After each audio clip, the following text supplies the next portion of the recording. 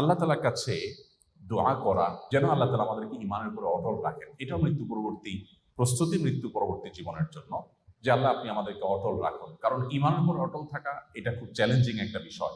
পৃথিবীর বয়স যত বাড়বে, পৃথিবীর আয়ু যত বাড়বে, ঈমানের উপর অটল থাকা তত কঠিন হবে। নবী করিম সাল্লাল্লাহু আলাইহি ওয়াসাল্লাম বলেছেন, এমন একটা সময় আসবে মানুষ সকালে মুসলমান থাকবে, বিকালে বেঈমান হবে, সন্ধ্যায় মুসলমান হবে, আবার সকালে বেঈমান হয়ে যাবে। অর্থাৎ ঈমানটা এত ঠুনকো হয়ে যাবে, পৃথিবী নানাভাবে মানুষের সামনে উপস্থাপিত হবে, মানুষের ঈমান দিন দিন দুর্বল হবে, নানামুখী ষড়যন্ত্র, শয়তানি ষড়যন্ত্র ঈমান হরণ করার জন্য তৈরি হবে।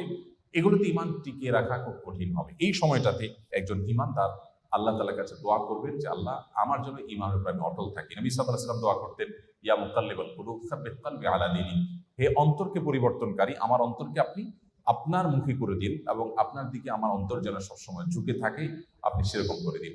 আল্লাহ তাআলা কোরআনে দোয়া শিক্ষা দিয়েছেন, রব্বানা লা তুযিগ কুলুবানা বা'দা ইয হাদাইতানা। আল্লাহ একবার যখন হেদায়েত দিয়েছেন, আমি মুসলিম, আমি ঈমান এনেছি, আমার অন্তরকে আপনি আর বক্র করে দিয়েন না। কোনো পরিস্থিতি আমাকে যেন ঈমান থেকে টলিয়ে না দেয়, সরিয়ে না দেয়। আল্লাহ তাআলা আমাদের সবাইকে আমাদের জীবদ্দশায় আখিরাতের প্রস্তুতি গ্রহণ করে দুনিয়া থেকে যাওয়ার তৌফিক দান করুন।